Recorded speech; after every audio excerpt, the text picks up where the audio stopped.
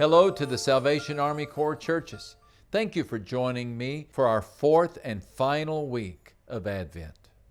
The story of Christmas is the story of God's relentless love for us.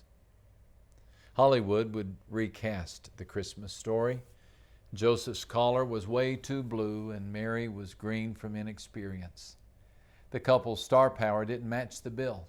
Too obscure, too simple. The story warrants some headliners. A square-jawed Joseph, someone of the Clooney vintage. And Mary needs a beauty mark and glistening teeth, Angelina Jolie-ish. And what about the shepherds? Do they sing? Well, so perhaps Bono and U2. Hollywood would recast the story. A civilized person would sanitize it. No person, however poor, should be born in a cow stall. Hay on the floor, animals on the hay. Don't place the baby in a feed trough. The donkey's nose has been there.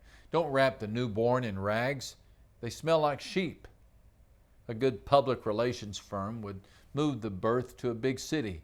See what Roman palaces they might rent, what Greek villas they could lease. The Son of God deserves a royal entry. Less peasant, more pizzazz. Out with the heads of sheep, in with the heads of state. Shouldn't we ticker tape this event? You'd think so. Let stallions prance and trumpets blast. Summon emperors from ancient thrones and palaces not yet built. Abraham and Moses should kneel at the manger. Even Adam and Eve should come to Bethlehem and bow before the Alpha and the Omega, whom Mary holds. But we didn't design the hour. God did. And God was content to enter the world in the presence of sleepy sheep and a wide-eyed carpenter. No spotlights, just candlelight.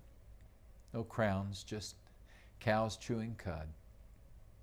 No hoopla at his birth. Is this a mistake? Or is this the message? Maybe your life resembles a Bethlehem stable, crude in some spots, smelly in others. Not much glamour, not always neat.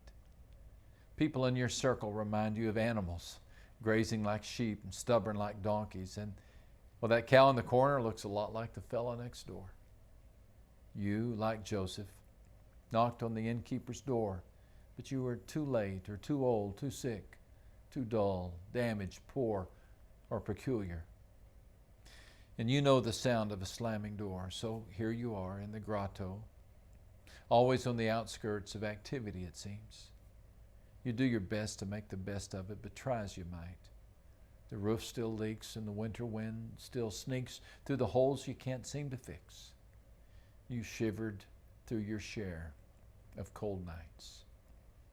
And you wonder if God has a place for a person like you.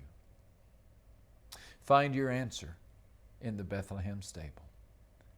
It really comes down to this. God loves us. And the story of Christmas is the story of God's relentless love for us. Let Him love you. If God was willing to wrap Himself in rags, then all questions about His love for you are off the table.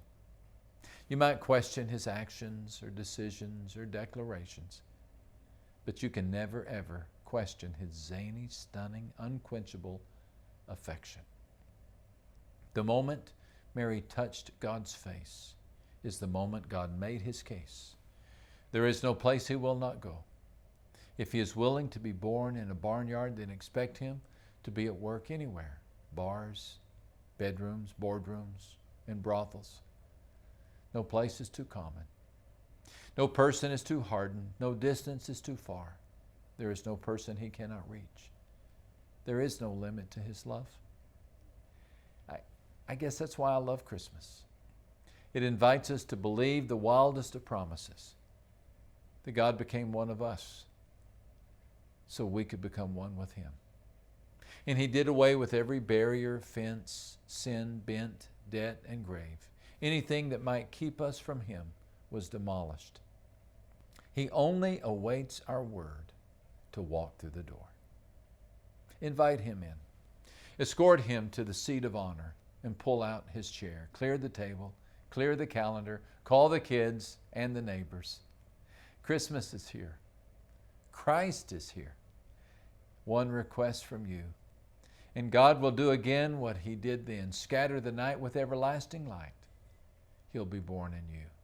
Listen as God whispers, no mess turns me back, no smell turns me off. I live to live in a life like yours. Every heart can be a manger. May we all pray this prayer.